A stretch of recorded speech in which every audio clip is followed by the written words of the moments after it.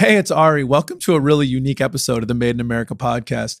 So we're sitting here wrapping up 2020. I'm putting together, I guess, what we're going to call the Home Alone episode, where I reflect back on what's happened here in 2020. I think we can all agree it certainly hasn't been a normal year.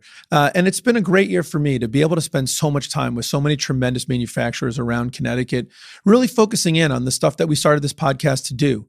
You know, it's been so important to me to help spread the word about what's going on in manufacturing. When we started this year, everybody was talking about workforce and finding talent as the number one problem. And certainly when the pandemic hit, a lot of that changed. But we've really been able to get through this year such a resilient group of people. I'm really so impressed. You know, I think it's so easy, especially maybe in Connecticut, but in general, to focus on the things that haven't gone right. You know, everyone started this year, we're calling it 2020, the year of perfect vision, which is super ironic given that I think no one saw this global pandemic coming, or certainly most of us didn't. But now that we've been through it and are at the other side, there's just so much I think to be happy and excited about.